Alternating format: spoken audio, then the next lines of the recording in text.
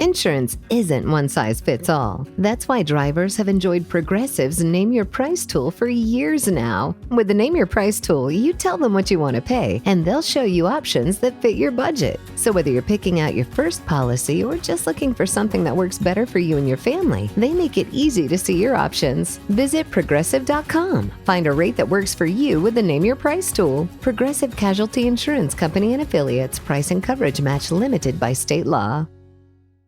LinkedIn Hiring Pro can't predict the future, but it can help you feel confident about future hires. Because Hiring Pro combines real-time insights and candidate data from the LinkedIn network with the criteria you've set for your role to deliver you a list of top-fit candidates.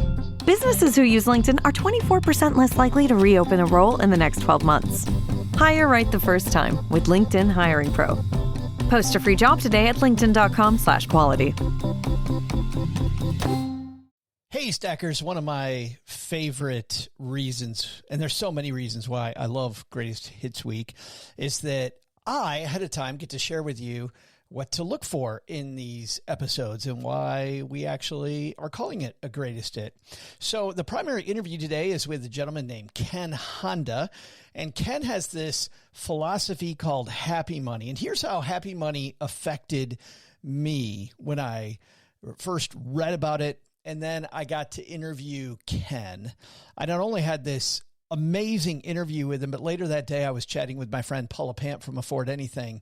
And I went on for over an hour about why, in my opinion, this is all the best parts of the FIRE movement without what I see as the nasty downside.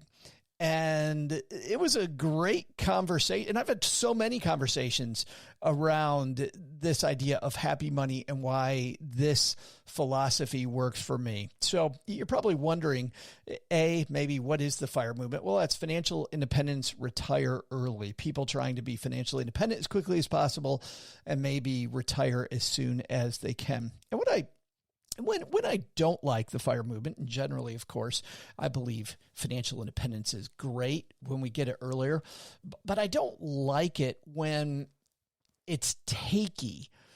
How do I make more for me? How do I get more for me? How do I, not tip people as much? How do I cheapen stuff? It has this ick quality in the ugly underbelly.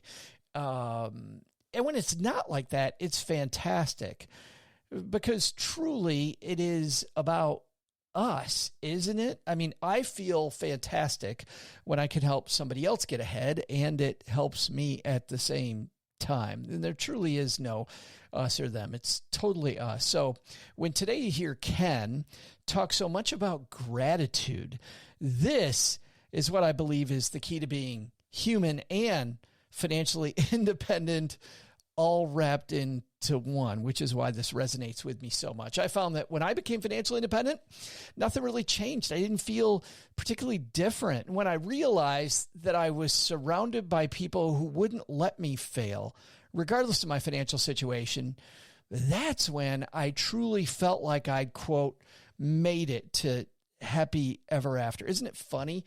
Interdependence felt better than independence. I still want financial independence. I want to pull my own way. I want to be able to do what I want to do.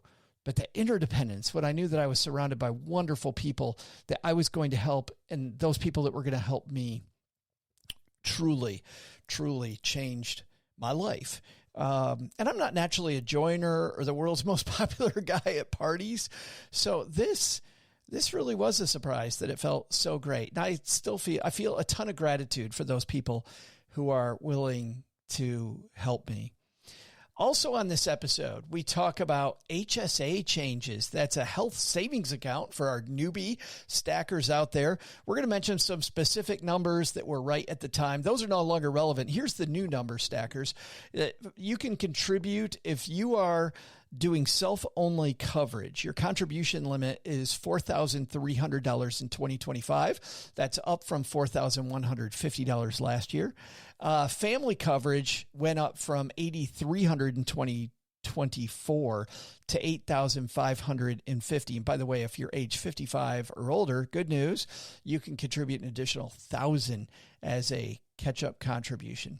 So the numbers have changed. I just gave you the new ones, but that's not really why I wanted to keep this as part of the episode. It was part of the original episode, but I wanted to keep it anyway. It's how an HSA can help you win with money. And if you're new to financial topics, health savings account can really be helpful if you're eligible. And how do you know if you're eligible? Well, you'll either have one available through work and your HR people can tell you, or your HR documents can tell you, or if you have a high deductible plan on your own, check and see if it's HSA eligible. It will tell you, your provider will know. If you don't have one, no worries. You can easily get there without it. But if you do, I'd recommend taking advantage of it. And I love that part of the episode that we're going to dive into. We detail, by the way, HSAs in our guides. Prices go up on our guides, both the tax time guide and the employee benefits guide on August 1st. So because you're a member of this community, we want to give everybody a month to buy it at current prices. So if you're listening now, you've got 1 month to get the guides, a little bit less than a month. You buy them once, we update them every month, so you never have to buy another one as long as we keep making ours. StackingBenjamins.com/guides. And man, if you know somebody who's bought one, you know how valuable those can be. Finally, there's this great discussion about the new, at the time, settlement changes that were coming to real estate commissions. If you remember, there was this huge settlement. And so the way real estate professionals were paid was supposedly going to change immensely, and it was going to change everything.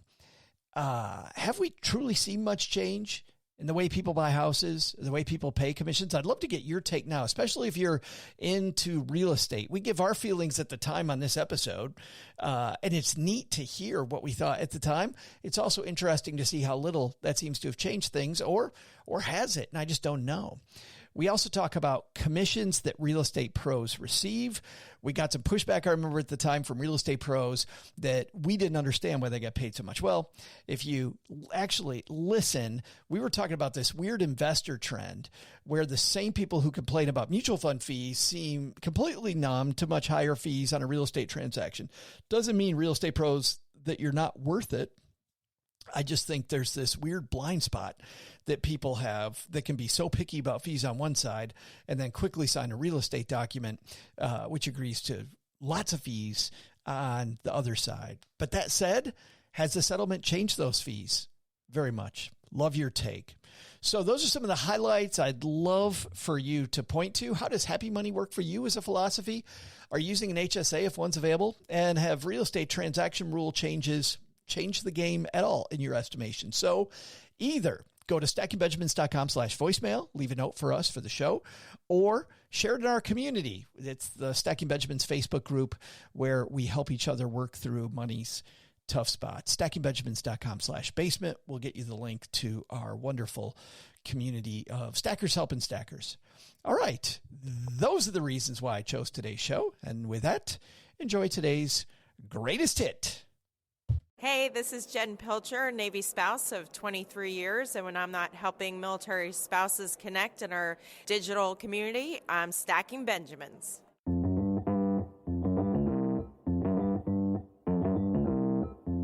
Live from Joe's mom's basement, it's the Stacking Benjamin Show.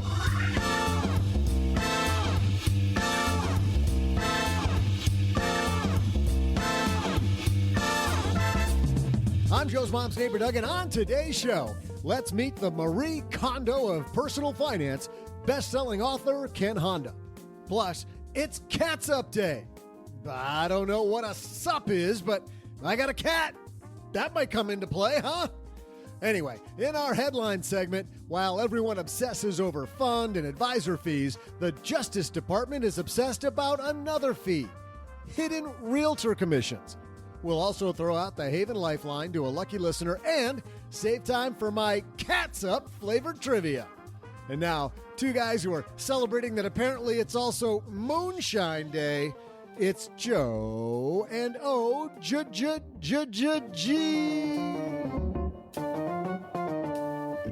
No moonshine for me because it is Wednesday, Hey there, everybody. Welcome to the Party in the Basement. I'm Joe Saul-Sehy, Average Joe Money on Twitter, just so you know who's who. And here's the guy who's not the fake OG on Twitter.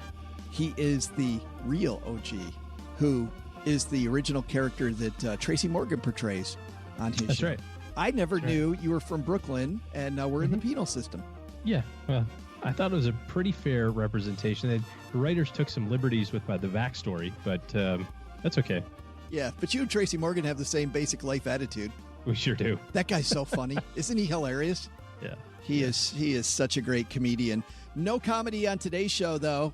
Oh, straight-laced. Got it. Very straight-laced, because Ken Honda's here, man.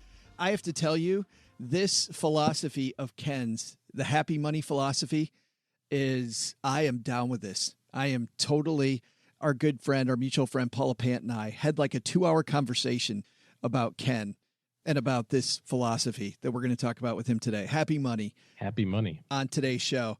We got Ken Honda waiting for us.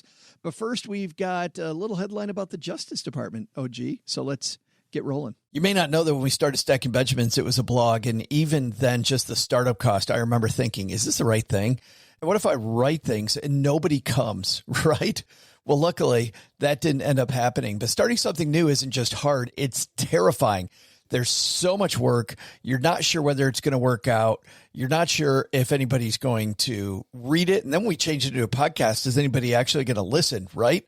What if nobody wants all the stuff that we have? Well, had I used Shopify, it would have been even easier, because with their expertise, their helpful tools, and their easy-to-use platform, that's something that would have made Stacking Benjamins more effective much, much more quickly. Shopify is the commerce platform behind millions of businesses around the world and 10% of all e-commerce in the U.S.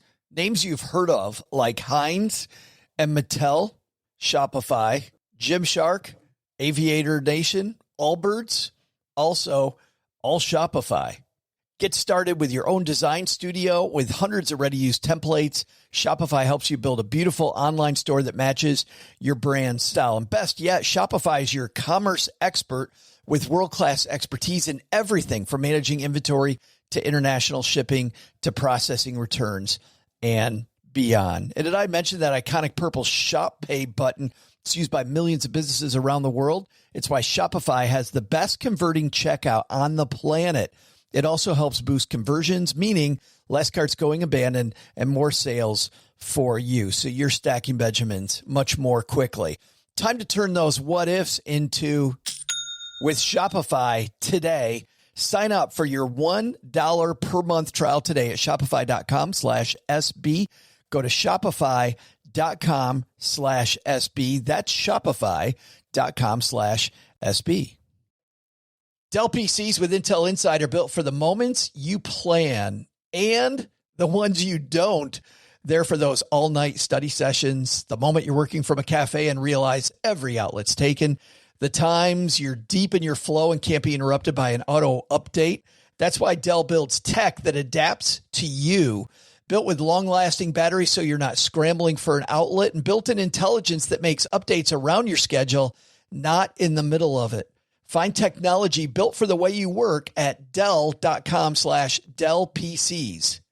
Built for you. Hello, darlings. And now it's time for your favorite part of the show, our Stacking Benjamins headlines. Our first headline comes to us from Market Watch. This is written by Andrea Ricquier. Hidden realtor commissions could be next housing market domino to topple as government probes MLS. You familiar with the MLS? Mm-hmm. Yep. The MLS multiple listing service. Multiple listing service. And that's when you put your house on the market, you put it on the MLS. You can put your house on the MLS and lots of people see it. Well, let's take a quick look at what Andrea writes. Another potential blow has been struck against the long-standing way in which real estate agents get paid. In April, the Department of Justice wrote to CoreLogic, a real estate software provider, demanding the company turn over information on how it works with multiple listing services, the locally owned and operated compilations of real estate data.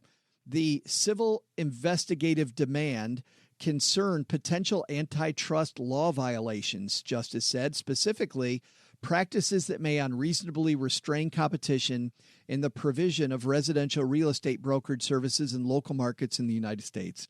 Not the first time the Justice Department has taken an interest in how competition gets stifled in the residential real estate market, and the April demand joins another high-profile legal case, a lawsuit filed in March, which charges that real estate brokerages and their industry group conspire to keep agent commissions artificially high. Yeah. I would too when I'm getting 6% of a $700,000 house sale. Is there any new news here? In the American way of transacting real estate, buyers never have any reason to demand a higher level of service or a lower fee from their own broker, since the seller is essentially paying the tab for both sides.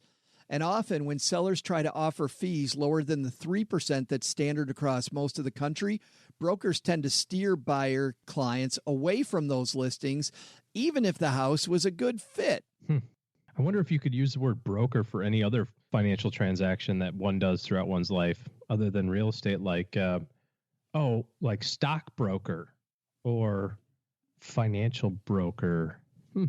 So basically there's people out there that will not do what's in your best interest because their incentives don't match up with yours.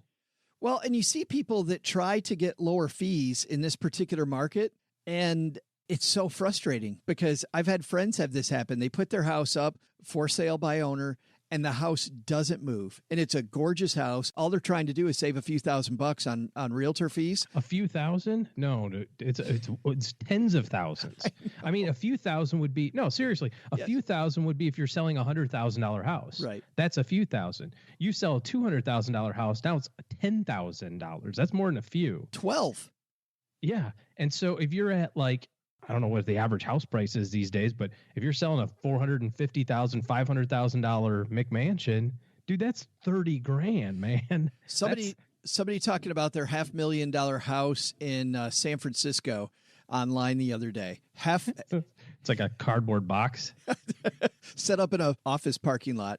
That's an alley. That's a $30,000 commission. But to be fair, there's, it's really funny because I've had these discussions with realtors, and no offense to realtors, everybody's got to make money. I get it. But it seems like there's some diminishing return there. I mean, even in the financial planning space, you might charge 1%, but you don't charge 1% on 10 million. It starts to edge down pretty quickly, once you get past this initial number, whatever your personal firm's number is, so to speak. And it doesn't seem like that happens as much in the realtor space. It's like, so if I sold a $3 million house, commission's still 6%. It's like, isn't there some sort of cap break point? Yeah. like some kind of discount. Right. No, even in the mutual fund industry, if you pay an upfront commission on your funds, if you buy X amount of American funds all at once, a good fund company, but one that traditionally has a commission attached, you will pay less money if you invest more money. And it doesn't even have to all go in the same fund. You can put it in. Or at the same time, you can promise to do it in advance over a certain period of time. You can say, I'm going to give you this, I'm going to invest this amount of money over this period of time, and they'll aggregate that total amount, even hypothetically, and say, well, because of that, we're gonna lower $1 of your costs. And we still hate on that, and yet there's crickets when we talk about this real estate game. But I love the way this is set up. I mean, imagine if there were commissions on funds, but the person trying to get out paid the entire commission for the buyer, paid the commission for the buyer and the seller. It would be the same thing. Like the seller has to get out. They pay nothing to get in. So they're like, hey, I mean, this is basic human motivation. Oh, I can get in for free? Cool. Oh, I got to pay a big fee later? Well, but that's not till I sell. That's later. That's later. I'm not worried about it. It costs me nothing now. So I go ahead and I get in, and then I pay this monster commission to cover the person buying my shares and paying to get out, my own commission on both sides. There would seriously be a lot less grumbling about fees. Yeah. And could you imagine if there was also the back-ended nature of like, well, Jack's selling his house at 4% commission instead of 6%. So now I'm not going to show you that mutual fund. Right. I'm not going to tell you about that mutual fund because that one doesn't pay me as good. Merrill Lynch is steering all their clients away from that trade, or they set up like an exchange that doesn't include any of those trades. Like, hey, you can sell it to your buddy Bob for that if you want, but if you want to sell it on the exchange, yeah, you want to be one of the cool kids. Yeah. Paying full boat. Yeah, it's phenomenal how that just setting it up the correct way, kids, is how you make a ton of money and not have people complain about it. That is the key to the whole thing. I'll link to this on our show notes page at stackingbenjamins.com. And by the way, we obviously can't solve the real estate commission issue today, but this brings up a bunch of conundrums, OG. Number one, work with a realtor or not work with a realtor. I'm all for working with a realtor. I mean, hey, I want my house to get sold. If I'm somebody who's selling a property and I've got to move, I'm going to bite the bullet and get in that system, because outside that system is ugly. They do have some expertise that I don't know about. I know I'm going to pay through the nose for it. But if I find a good realtor, I mean, when I was in Texas and we were moving to Michigan, our house sold in 2 days, and it sold for reasons I would not have done on my own.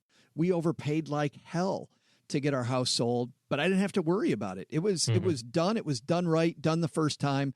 All the I's dotted, T's crossed. I'm out of there. And you paid out the nose for it. And I paid out the nose for it. And I'm still happy. I'm still alive. The other issue here is negotiating fees with your realtor. I mean, historically, I always thought that was the way to do it, right? My realtor and I did some negotiation. Once again, I had a time frame, and so I didn't negotiate as heavily as I probably could have. Plus, as we'll hear with Ken Honda, I have kind of a personal philosophy on that. Maybe we can talk about it later. But I negotiated the amount of time more than the fee. I know that if my hot investment house doesn't sell in the first few days, the realtor's going to ignore it until a few days before it's time to re-up, right? So right. I negotiated the amount of time. I'm like, no, you're not getting it for 6 months. You are not getting it for 6 months. Mm-hmm. You're going to get it for 3. And she said, that's not enough time. And I said, either you got it for 3 or you don't have it. And she told me all the reasons it wasn't enough time. And I said, well, do you want it? And she goes, yeah, I'll take it. Yep. And then it was sold in 2 days. And it was sold in 2 days. Yes. Yeah. So apparently you overshot by 2 months and 28 days. I know. I will pay you all the money that you ask for, but I want the ability to fire you very soon if it doesn't sell, because I know about how atrophy works in that market. Yeah, you get to pick. I mean, this is no different than any other sort of negotiation, right? You can pick the money or you can pick the terms. Which one of those two do you want? Yeah. When I want the money, then I get the terms. Yeah. If you want the terms, then I get to pick the money. Yeah. Yeah. And I had 3 people use our realtor very successfully because I recommended them afterwards. So she ended up winning big, you know? Mm-hmm. She got what she wanted. I got what I wanted. Our second headline comes to us from Financial Planning. This is good news if you have an HSA available. OG, did you see this from the IRS? Clients can save more into HSAs next year. Yep. This is written by Catherine Mayer, but it's obviously available everywhere. Clients are going to be able to sock away some extra money into their health savings accounts. The annual limit on deductible contributions to an HSA will jump by $50 for individuals and $100 for families next year. I still think when I look at HSAs, Roth IRAs, traditional IRAs, I think HSAs are number one. More than ever, I'm thinking you save there first, OG, because it's in tax-free. Like, fill this up before you fill up your Roth IRA. I don't know. I get your opinion on this, because it goes in tax-free. It comes out tax-free. So where the Roth gives you one end of the stick, the traditional gives you the other. This potentially gives you both. Yeah, I think so, except for the fact that just the mental image of what that account is for has people use it a little bit more frequently. You know, when you look at your Roth IRA, you don't think, I could use this for a broken arm. Although technically you certainly could, right? Yeah. But you look at your HSA and you go, boy, I had a lot of out of pockets this year. The HSA works really, really, really fantastically if you can also then cover the out-of-pocket costs. If you can do both, then, you know, the HSA works great. If all you're doing is filling it up and emptying it out on an annual basis, whatever your out-of-pocket is, that's what you should put in there. But for a long-term savings vehicle, it works really great if you can do both of those things. Yeah, I know it's hard, but if you can, and this is the part of the strategy most people don't realize, is that you can keep those receipts forever and declare them 25 years from now. using interest on the money that you made, which I think, OG, is your point. That So where a lot of people use an HSA the wrong way, they'll just cover these deductibles. I know it's very difficult, but if you can come up with somehow enough money to cover that out-of-pocket expense somewhere else and hold on to that money as tax-free for a longer period of time, your interest could potentially pay these bills down the road. Yep. That'll save you a bunch of money if you can just make that work. If you can do both, yeah. Yeah. I think our takeaways here, OG, is HSAs. If you can swing it, max that thing out, especially if you can leave the money there long term. When it comes to hidden realtor fees, I don't know, OG, that there's much that we can do about it. I think just being aware of what you're paying, and maybe the big takeaway is what you said about negotiating those, the term or the fee, you get to decide one of them.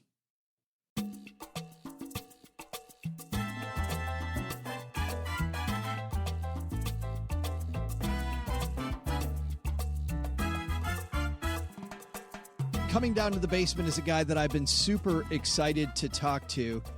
This gentleman, Ken Honda, is Japan's #1 best-selling personal development guru.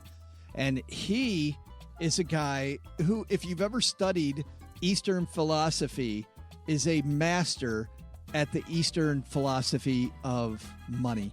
His new book out is called Happy Money, and it goes over that getting rich quick is no way to achieve happiness. And of course, money for a lot of us out there in the audience, it causes fear, it causes stress, it causes anger, it breaks apart relationships, marriages, ruins people's lives.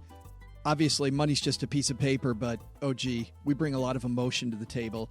And that's what Ken talks about is emotionally, how do you handle money? This philosophy, let's let you hear about it from the man himself. Ken Honda, coming down to the basement. And coming down the stairs to the basement, well, I'm so happy he's here with us. Ken Honda is here. How are you, man? Great, thank you. I'm so excited to be on your show. I listen to your show, and it's so fun and entertaining. And I'm sure you're uplifting a lot of people with the topic of money. Well, just remember, if anybody learns anything, Ken, they have to keep it to themselves. So just remember that. I want to start with your early days with money. Yes. Tell me if I'm wrong, but I think that you studied everything you could get your hands on about finance in the early days. What types of people did you meet as you were studying as many people as possible? I had a very unique childhood. My father is a very successful accountant, and he wanted me to be very successful at a very young age.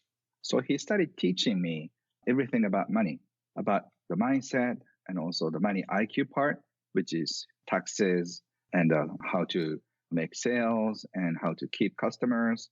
So he used to take me to the shopping mall nearby, and he just asked me to point out which shop makes the biggest sale and profit. And at the time, the fish market, it's very busy. So I thought fish market. And then he said, wrong.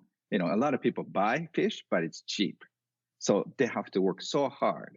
And right next to it is a mattress store. And right next to it is a real estate agent. And then if you sell one house, you can live on for like a month or two. But even if you sell one fish, you could probably get a soda or something. So he taught me about the essence of business. So I was a very financially savvy, acute child. But you met all kinds of different people, and it seems like, and in fact, I want to actually quote you from your book because I love this quote. Sure. You say, I'm going to share a little something with you. It doesn't matter how much you have or make. It's your feelings about money that determine your wealth. Explain that to me. Yes. So my father used to take his clients home. So I had a chance to meet them. And I realized that there are two kinds of people around money: happy people and not happy people. And it's not how much you have or how much you make. It's about how they deal with money. If they're doing what they love and happy customers, happy employees, and they are in heaven.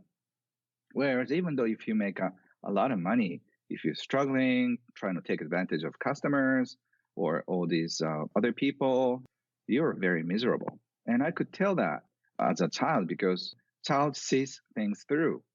And I realized, ooh, I don't want to be wealthy, but very unhappy. It's funny that you say that because I know so many frustrated people that have a lot of money and you wonder what they have to be frustrated about. But you point out that we all have the same fears. Like people with lots of money have fears. People middle income have fears. It doesn't matter how much money you have. The mindset then is everything. Mm-hmm. And later I found that there are two kinds of happy people with money and happy people without money. And if I could choose, I'd rather be happy people with money. That's how I sort of started my journey with money. You tell a story at the beginning of your book about a woman going through your wallet, and she's looking at the different bills and talking about them. Can you tell that story? I was approached by this mysterious woman. She asked me if she could take a look at my wallet. And at the time, Japanese people were very curious about wealthy people and celebrities and what kind of wallet they use. You know, you want to kind of see what kind of wallet Justin Bieber has. And that's a Japanese people thing. So I said, people are trustworthy at the party. So, okay, you can just take a look, but make sure that you give it back to me. And she was just checking my bills. She took all the bills out and she was doing something. And she said, this is good, this is great, oh, this is nice. And then she put back all the bills and gave my wallet back to me. And she said, Ken, all your money is good. And I asked her, what's good about it? And she said, your money is smiling. That shows you made people happy and receive money. On the other hand, if people are trying to take advantage of other people, or if people do what they don't like and receive money, your money is crying in your wallet, sometimes angry. And I was like, wow, that is interesting. And that's the first time I started to see money as energy.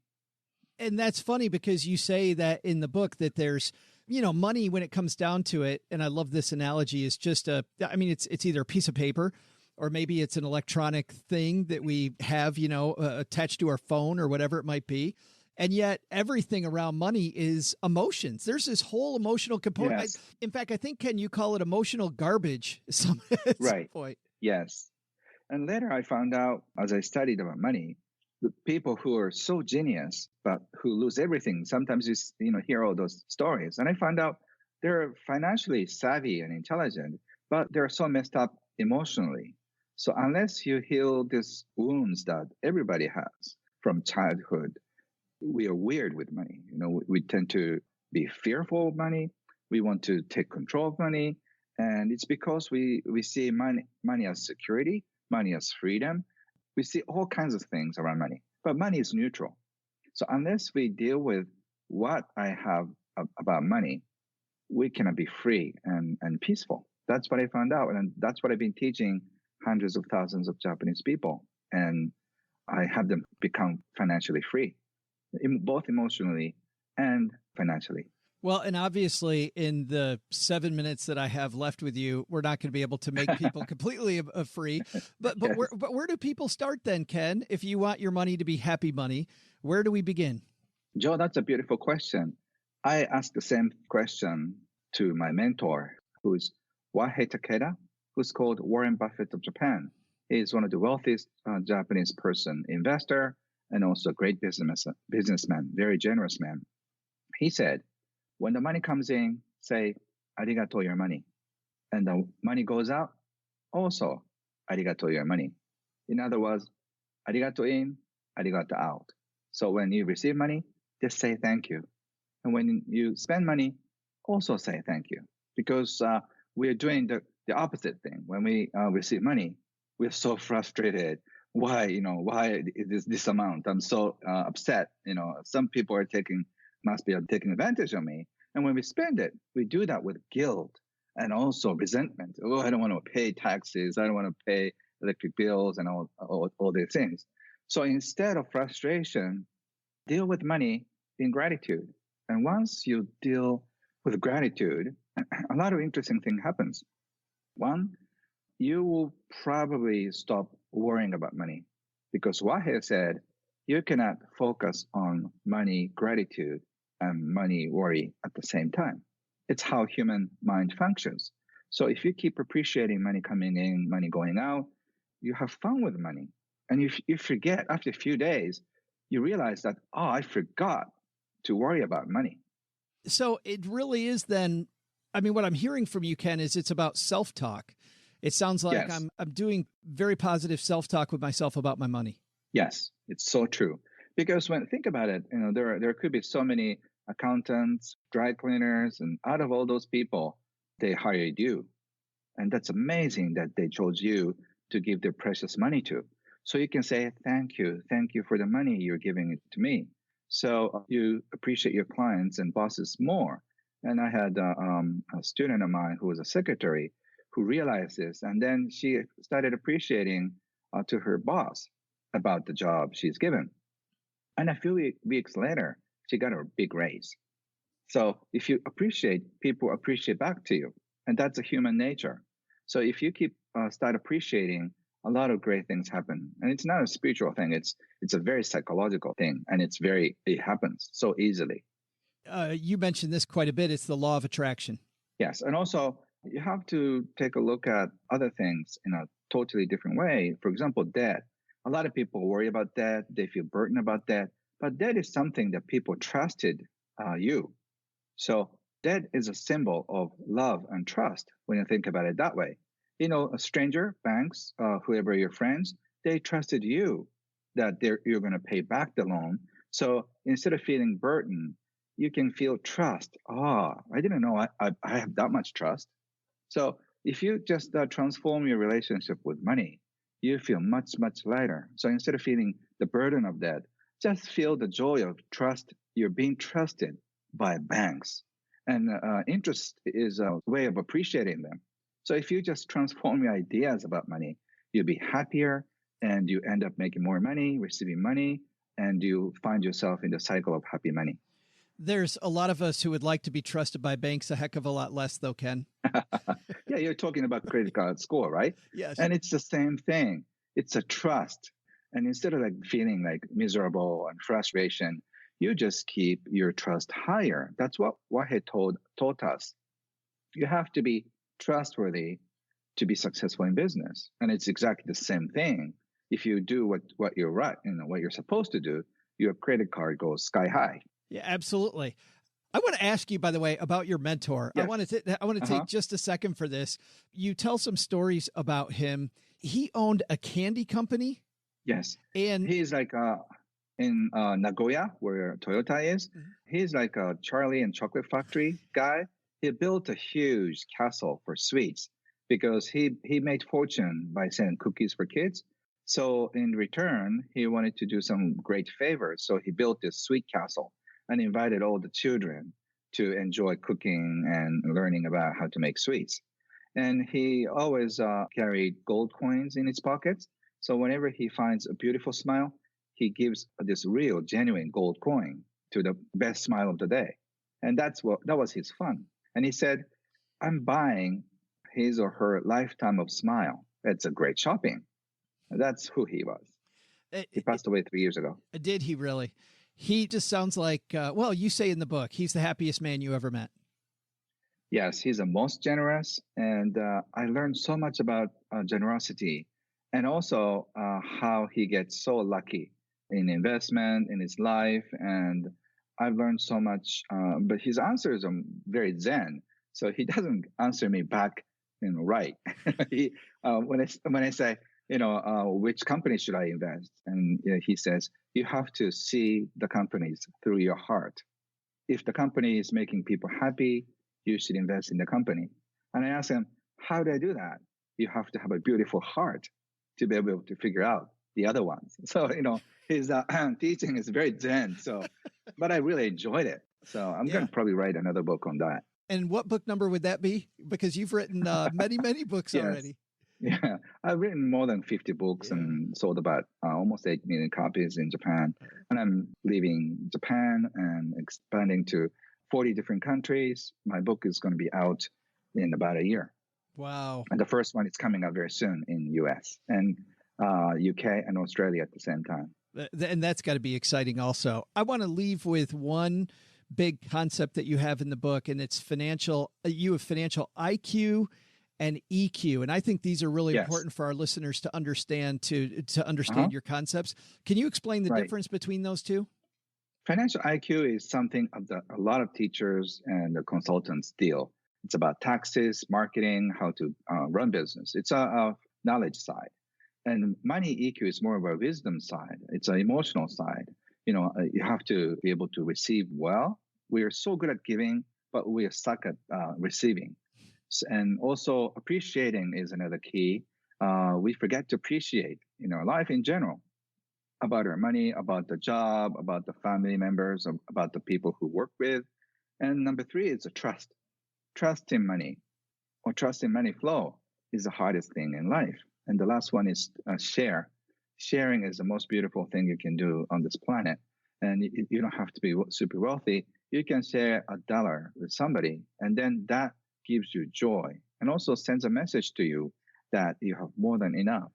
And this feeling of having more than enough gives you so much peace and security.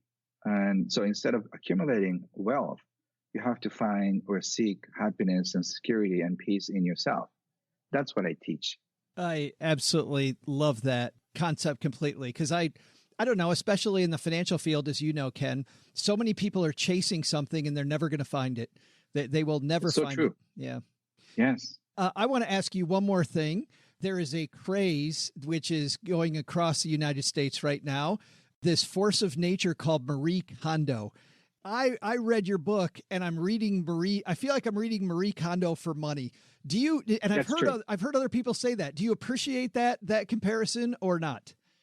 I really respect her work. Actually, she publishes from the same publisher with me. I have a lot of mutual friends, and she does incredibly beautiful work. And I actually do, Marie Kondo in my office and my home. And I do have a very similar view on money. So it's like a sparkling joy. Yeah. If you feel like you should spend the money out of joy, that's good. That's happy money. And if you feel like, ooh, I don't want to do that, or grab money, I call it yucky money. So it's more like a heart-based way of living. So I think our teachings are very similar. It read very similar, and I ate it up every page. The book is called Happy Money: The Japanese Art of Making Peace with Your Money, and it's everywhere, Ken? Yeah, it'll be at a major airport in June and July, and then probably after that. And all over U.S., Canada, U.K., Australia, and other 40 countries coming along. Well, thank you for spending a few minutes with us on Stacking Benjamins and talking about making your money happy or making you happy. Thank you so much, Joe. It's been a privilege, and this is a lot of fun. So thank you so much. Hey there, trivia fans. I'm Joe's mom's neighbor, Doug, and Cats Update doesn't quite make too much sense to me. I mean, longtime listeners know just how much I love cats, and I've been sitting here telling Joe's mom's cat, Cooper, all day, "Sup, dude?" And he just sits there looking at me, flipping me off. So I am here to tell you this is a horrible, ill-conceived holiday. Instead, looking at my calendar, I think it's better to focus on National Moonshine Day. Now look, I've mooned many people in my time, and come to think of it, those festivities might be a little meta because moonshine provoked some moonshine, if you know what I mean. So how about this trivia? While USA listeners are familiar with moonshine in relation to fast cars, illegal speakeasies, and the 1930s, the term moonshine was originally conceived in a different country. Which one? I'll be back with the answer just after I see what Joe's mom's cooking.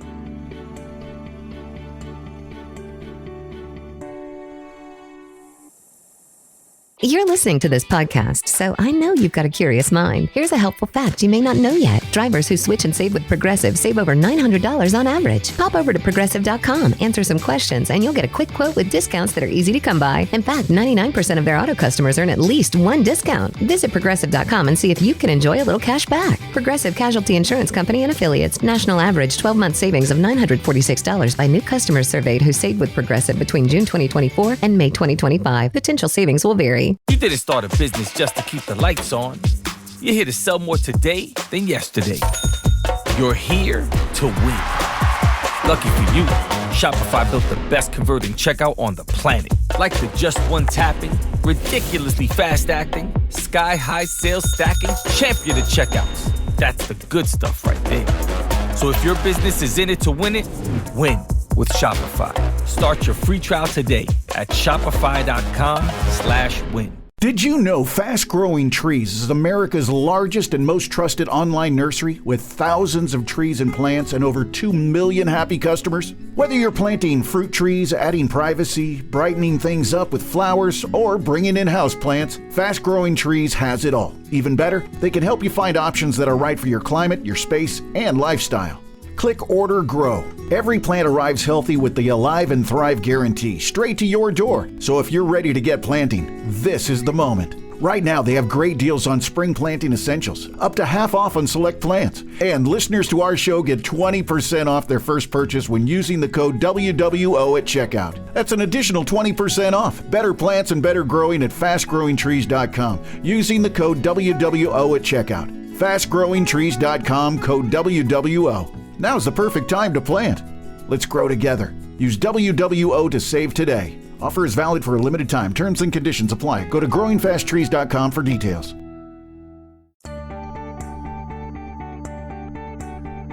Hey there, Money Podcast lovers. I'm Joe's mom's neighbor, Doug. And here on Moonshine and Catsup Day, I actually remember that after a fairly significant moonshine evening, the cat and I, we did have a chat.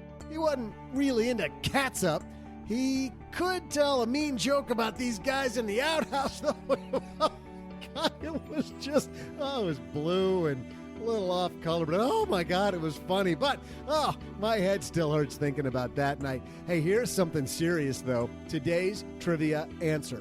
The question was this: while USA-based listeners might think of us still out behind the house creating moonshine in the countryside, the term moonshine was actually created in another country. Where? Well, here you go. The term moonshine dates back to the 18th century of England, where it was used to refer to spirits illegally distilled or smuggled into England. Also known as moonlight in the 19th century, moonshine has a long history of creating awkward moments in places other than your family picnic. Good news, huh? See ya!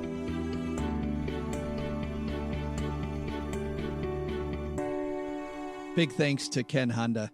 I love this idea that money won't make you happy. Don't get me wrong. More money gives you lots of opportunity. But if you're an unhappy person, more money will make you an unhappy person with more money. That's right. Yeah. Just great stuff. I also really love, and we didn't have enough time to really get into that. I like the idea of losing a little bit of money in your negotiations, like leaving some on the table, because your life is about relationships. And if people like working with you and they want to work with you and they feel like it's profitable working with you, you will always have opportunities presented to you by those people. Right.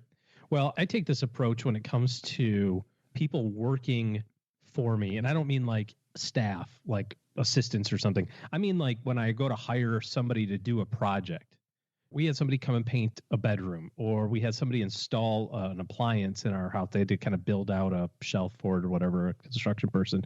And I could tell the moment this guy comes in, we tell him what we want to do.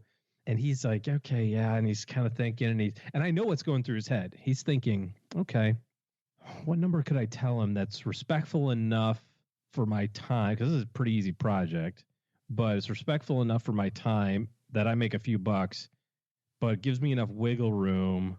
So when he barters with me, I can come down a little bit and I'm still don't, you know what I mean? Like I could tell he was, he's like, all right, so I think I could do, so let's do 500 for one. Cause I had to do two. He goes, let's do 500 for one. And, I guess I could probably do, and I go, cool. So about 1,000 for both of them. And he just stopped. He goes, yeah, that would be 1,000 for both of them. I said, great. Here's a check for half of it. And he's like, oh, no, that's not necessary. I go, yeah, it is. You're going to set aside some time to get this done. And he's like, well, I'm pretty booked until after Christmas. And I said, no problem. Here you go. Now, some people would think about that and say, oh, you should never do that. What were you doing? What if he leaves? What if he runs away with your money? Well, first of all, it's not the end of the world if he absconds with $500. I'm not going to be happy. And don't get me wrong, but well, just as an aside, so we can kind of lay some parameters out here, that this also depends on your financial condition right now. For some people, you're going to have to play that much closer to the vest. Well, sure, but you're not also going to be negotiating with a painter. Right. You know what I mean? Like, right. You're not talking to a guy to do some home remodel project if you don't have the money to do the home remodel project. Yeah, there's a point where you should just be doing that yourself. Yeah, absolutely. And there's just so much good karma and goodwill out there that you gain from that. Now, if I ever have another project and I call this guy up, I bet you he calls me right back. Turns out he didn't have any availability till after Christmas, but guess what? He called 2 days later and went, I had a cancellation. Can I come over and just check this out this afternoon? We went, sure. He came over, whistled while he worked. Boom, boom, boom. He's like, hey, I think I'm all wrapped up. I go, here's your check. Have a nice day. He made what he asked. You know what I mean? Like, it just worked better as opposed to the other side of that, which is I probably could have got him to $800 instead of $1,000. When I was on the number 62 on the list, when I was on the other side of this, when I was a financial planner, you know, the customer service industry, and I was somebody's agent, there were people who I loved being their agent, and there were other people I couldn't stand being their agent. They beat me up all the time. They blamed me for everything. They consistently were negative. They were not fun to work with. And so just psychically, I did less for those people. And I think there's a segment of our population that just doesn't get that. Like, you don't have to be Joe gregarious, fun-loving. Hey, let's just let's just be on the same team. Let's just be on the same team, and that helps create happy money. Man, it's such a great lesson. I do know some people that take that too far. There's a guy that I knew when I was a financial planner. He always overpaid his people, and he was very proud of that. But he thought that check was a license to treat people like crap. And to just ignore them. No, you can't do that. No, because you know what? Between having more money and being well paid, I'm going to use it as an example. Look at Disney. And I'm only rolling my eyes because I've used Disney 7,000 times as an example. But you got these people that are not that well paid. And all those people, when you go to the happiest place on earth, they're all singing off that song sheet, man. And you're like, how do you motivate people to be that happy? And that you look at the way Disney treats their people outside of the paycheck. That's how. Good stuff. Thanks again to Ken for stopping by. Just that is an interview discussion I'm going to remember for a long time. Hey, let's throw out the Haven Lifeline OG and tackle some of life's most important questions. Our friends at Haven Life Insurance Agency, they put what you value first. And our friend Charnay down in the basement Facebook group told us it's neighbors that move across the country with you and podcasts that teach you nothing. Isn't that nice? Having Doug move across the country with me. I would say there's lots of things more thrilling than that, Charnay. I was going to say, didn't you move across the country with Doug? I moved across the country to try to get away from Doug. And yet. Oh. And yet, there he stays. It's actually your loved ones in your time, and every group of friends has that guy or that woman. And if you don't know which one it is in your friends list, it is you. Yeah. It's you. And Doug is that for us. But we do love Doug, and we get more time with him. So that's good. It's your loved ones in your time. Happy, joy. It's why they've made buying quality term life insurance actually simple, so you can spend more time on those relationships. Head to stackingbenjamins.com/Haven Life now to get a free quote, affordable prices, and backed by Mass Mutual, more than 160-year-old insurer. No waiting several weeks for a decision, and awesome customer support. stackingbenjamins.com/Haven Life. All right, let's throw it out to Cal. Say hi, Cal. Hey, Joe and OG. Funny, I thought I almost learned something from your podcast, but my bad, I didn't. Anyway, my question is, I'm a 51-year-old with about $1.5 million in IRAs. Will own my house outright in the next 18 months. I have $200,000 in taxable accounts, yada, yada, yada. My question is, I want to semi-retire in the next 4 years, meaning working part-time. Currently make about $250,000 with a 30% savings rate.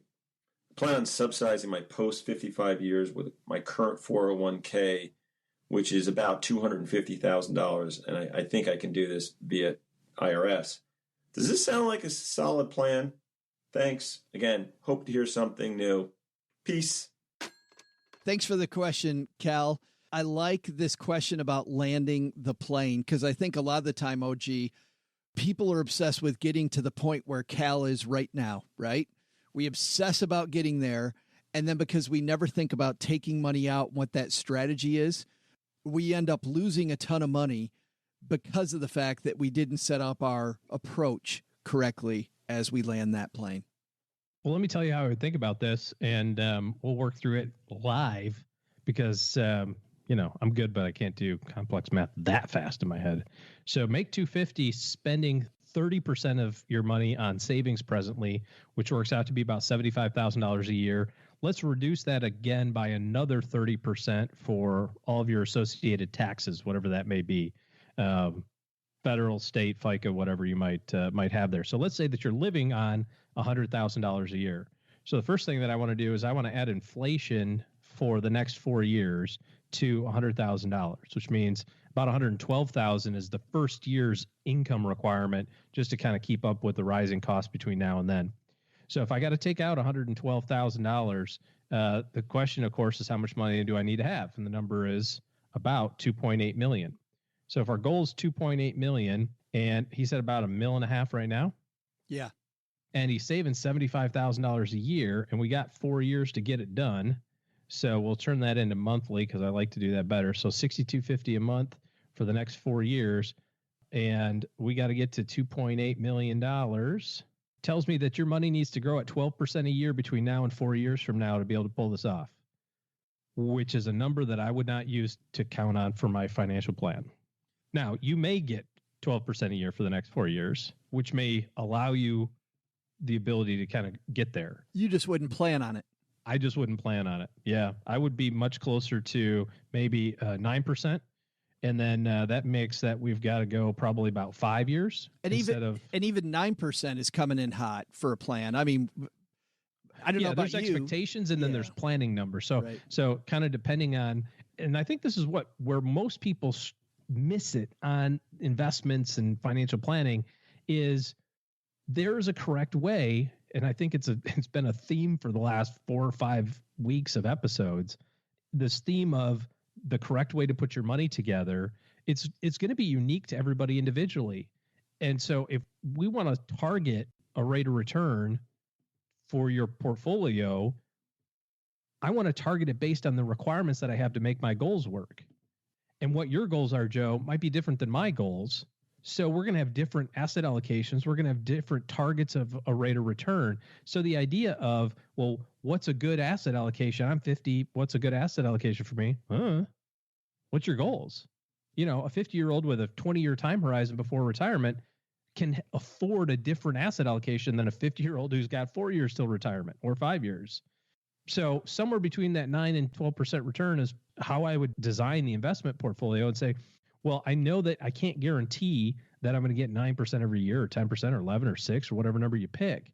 But at least if I put the things together that provide me with a real high likelihood of doing that over a long period of time, you may get unlucky. We may have the next 3 years be 3 years of down market. And then you go, well, I haven't made any progress.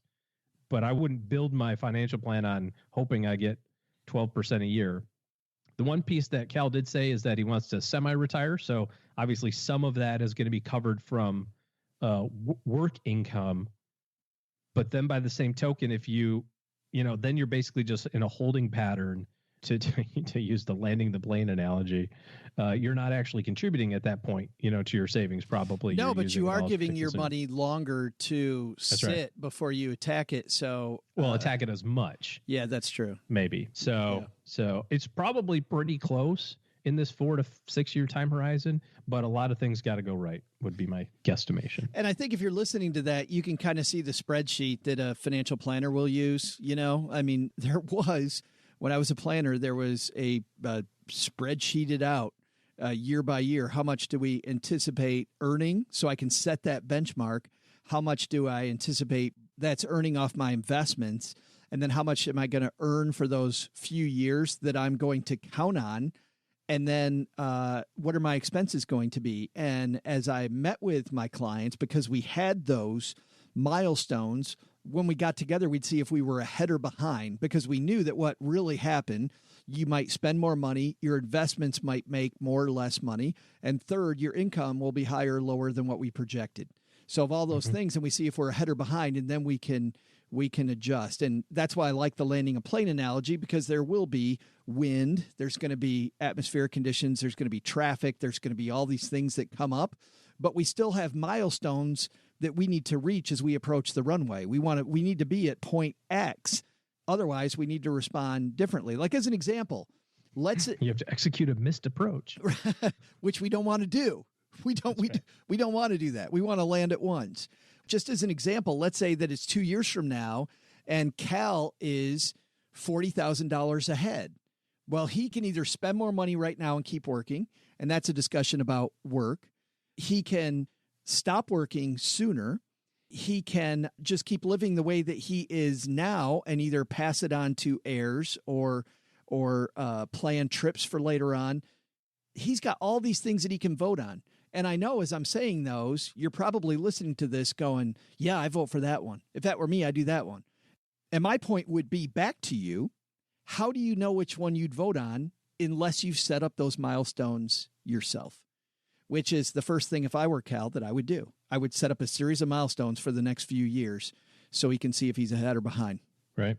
Well, the only other thing that I'm going to add to this is a 50 to 55 year retirement age, even partial retirement age, is still very aggressive in the context of life expectancy.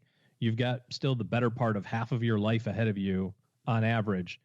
So at this point, I also wouldn't be right up to the limit of aggressiveness in calculations, because the one thing that you can't control is that bad luck, right? The bad timing. The guy who retires just on the edge of making it work on January 1st, 2008, goes on a year-long cruise and comes back and goes, "Hey, how's everything going?"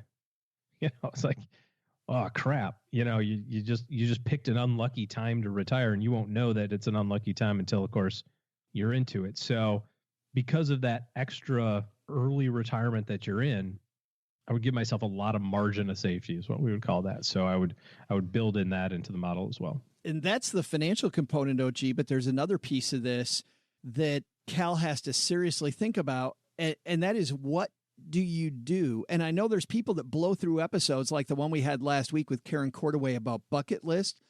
But I got to tell you, my own dad retired early. And the first few years, we had to have a talk with him, OG, a few years into retirement, because he started spending time with dudes that were 15 years older than he was and immediately had their aches and pains. Like immediately. My dad's health, the first 5 years that he was retired, deteriorated so much. And I personally believe it was because he no longer had a mission every day. He had to think more clear. He was so concerned about getting out of this spot that I don't think, and I think he'd even tell you, he didn't think enough about what he was going to do next. And now he's got a full day and full things that he does, and work is a distant memory, and he stopped hanging out with people significantly. He still hangs out with some of those guys, but he also hangs out with people that are more in his age group. But the problem that Cal might run into at 55 is a lot of his peers are still working. So what are you going to do becomes, I think, a big piece of the equation. Agreed. Thanks for that question, Cal. We also have some letters that we're trying to finish up. This one came to us from Adrian. Adrian said, "Greetings, love the show. Adrian. You and your guests were talking about opening a Roth IRA for your child. You also mentioned you can actually pay your kids for small chores. I was thinking about $1,000 a year, realistic, of course, and then save that money into a Roth IRA for kids. Is that true? I read that a child minor can have an IRA only once they earn income. Does it have to be full-blown income with W-2, etc., or just a simple income from your parents and neighbors, for example? Appreciate the help and keep up the, quote, good work." Thanks, Adrian. Thanks for the question, Adrian. Putting the kids on the payroll, OG, what do you got to do? So a couple of thoughts on the hiring your children. It's certainly a lot easier if you're already self-employed or you own a business and you can put them on the payroll. But remember that they have to do actual things. You can't just say, "I'm going to go pay my kid $1,000 and they don't actually have to work." They have to perform some sort of duty. And that pay, by the way, needs to be somewhat commensurate with the work that they're doing, right? So you can go out on the open market and get an idea of what that should be. You also want to be aware of any child laws labor law child type labor, things. right? And then I think the other part is that it has to be real stuff. So yeah, you have to report it to the IRS. Doesn't mean they're going to pay taxes on it, because kids have different tax brackets on the first little bit that they make, but it's got to be legitimate stuff. Ultimately, this boils down to a really important conversation you want to have with your tax preparer or CPA. Don't take my word for it or Joe's word for it. If you're thinking about doing this for 2019, get with a tax person, a CPA, and say, how do I do this legally so that everything's good? Because the last thing you want to do is get into a fight with the IRS about your kid's $1,000 Roth IRA, Yeah, I think great question for a CPA before you do anything. Yes, you can is the answer, but no when it comes to gifts from grandma or whatever it might be. That's right. Thanks for the questions, guys. If you've got a question, we're taking questions to the Haven Lifeline. So send those this way, stackingbenjamins.com/voicemail. Or you know what, if you just go to the Stacking Benjamins website, at the top it says questions for the show. Click that link and it will direct you. That's going to do it for today. Thanks to everybody who's left a review of this podcast so that people know just what they're getting into when they listen to an episode of Stacking Benjamins, maybe something a little different than the financial guru talk out there. This review Mom has on her fridge right now. Very simple, 5 stars from Brainwash 01. You're only hurting yourself by not listening is the headline. Definitely in the top 5 of Joe's podcasts. I love that. That's pretty funny. I only have 2 podcasts and I only appear on 4 podcasts, Brainwash, but yes, it's in the top 5.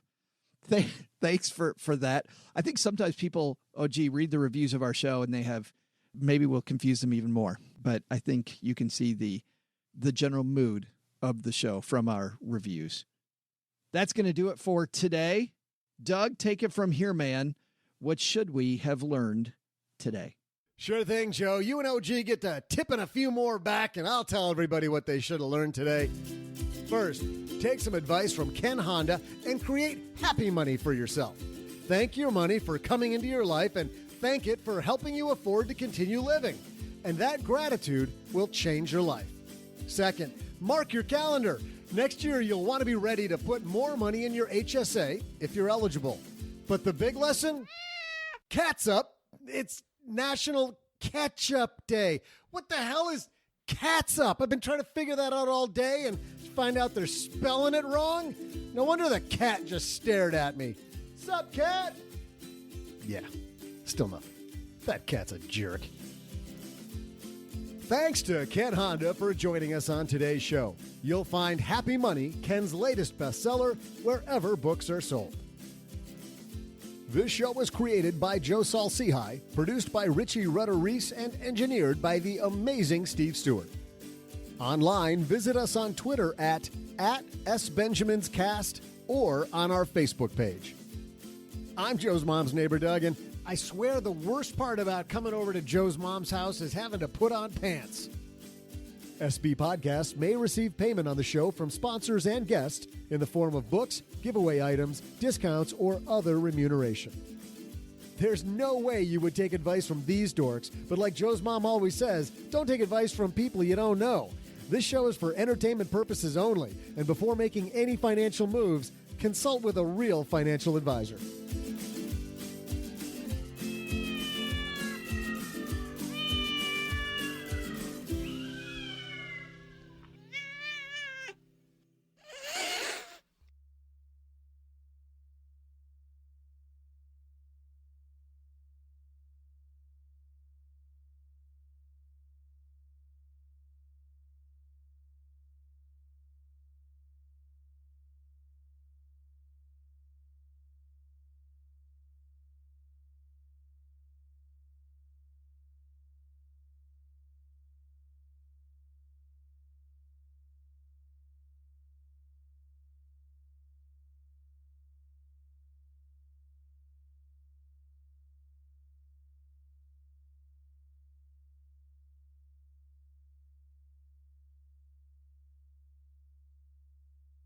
Welcome to the after show.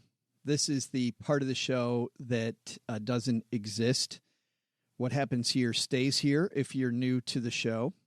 I love interfacing with our partners. As longtime listeners know, we choose our partners carefully.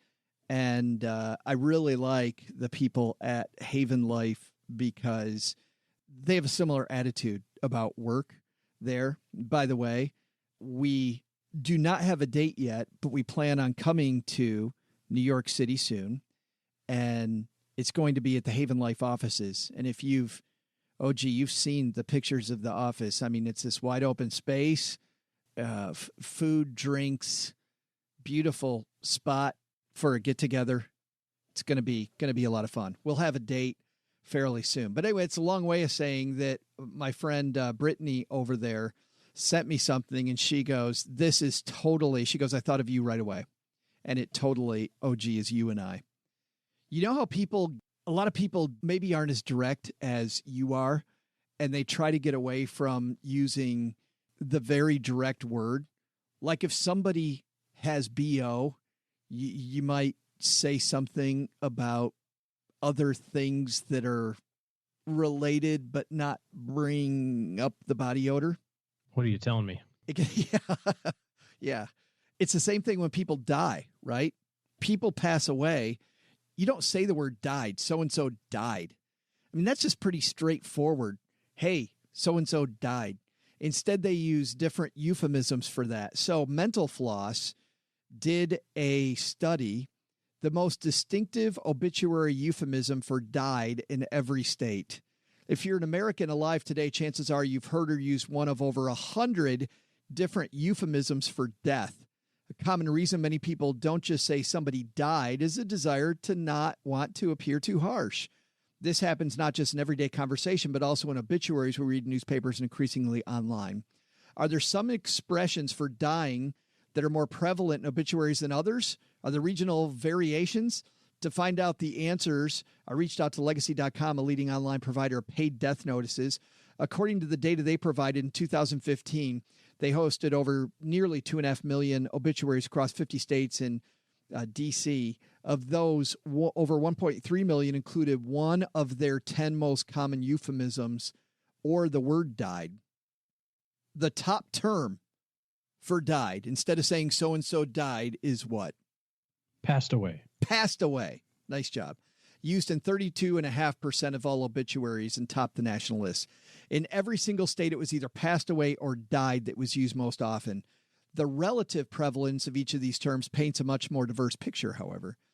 Using a similar method to the most distinctive cause of the death map, I calculated the difference between the regional and national prevalence of each term. I love applying all this scientific numerology and mathematics to deciding how, in statistics, to decide which euphemism is used most.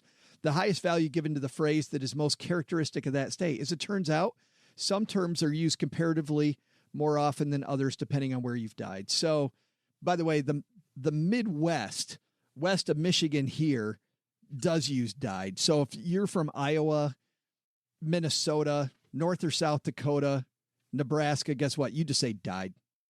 Also, congratulations, Pennsylvania and Idaho use died. You live in Texas. What's the most used euphemism there? Met his maker. That's close to the one in Oklahoma. Oklahoma is left this world. Ah, yes, indeed. So-and-so left this world. No, in Texas, it's entered eternal rest. Ah, yes. You know how you never get enough sleep? Now you can sleep. You can. Sleep forever. Kick to the bucket. Entered eternal rest is also biggest in New Mexico. In California and Arizona, they use a different word. It's a single word euphemism for died. We can even, OG, stretch that up into Oregon. I don't know. Succumbed. Oh. They succumbed. Don't you succumb to something? Well, you succumb to death. I guess. In Utah and in Montana, we're a little more folksy. Yeah. It's two words. The only thing I think is passed on, but well, that's actually close. They slipped away. If you're Montana or Utah, you slept away. In fact, slipped away. Sorry, slept away. Yeah. You also left this world if you're in Colorado or Wyoming or Washington. It reminds me that I should probably pre-write my obituary because I totally want this to be a joke. In Michigan and in Wisconsin, you were called home. Of course. Yes. And by the way, because Michigan and Wisconsin are so beautiful, you were called home. If you live in Ohio, not so beautiful, Buckeyes, you went home. You left Ohio and you went home. Yeah. Probably toward Michigan. Just saying. That's getting some hate mail. In New York, you entered eternal rest. What did John Denver do in Colorado? Don't do that again. In Nevada, I should tell that story. Mary Lou, my coach, wrote to me and said, "Hey, Joe, John Denver's my favorite singer." And the very first thing OG said is, "Tell Mary Lou was your favorite singer." If you're in Maine or in Nevada, you lost your battle, lost his or her battle. You also went home. If you're in Tennessee, you just died in Kentucky. Along the East Coast, New Jersey, Delaware, Maryland, and Virginia, it's like you went on a trip. What's another word for going on a trip? You departed. People in the Mid-Atlantic don't die, they depart. It's like they're stuck at Dulles. He should have departed by now, but... in Illinois, you went to be with his or her or the Lord. And in Florida, you passed away. In South Carolina or in Georgia, you entered eternal rest. Again, just like Texas. So I can't link to this. I may put it on my Twitter feed if you want to take a look at this map, or just go to Mental Floss. Funny stuff. Thanks to Brittany at Haven Life for thinking of me.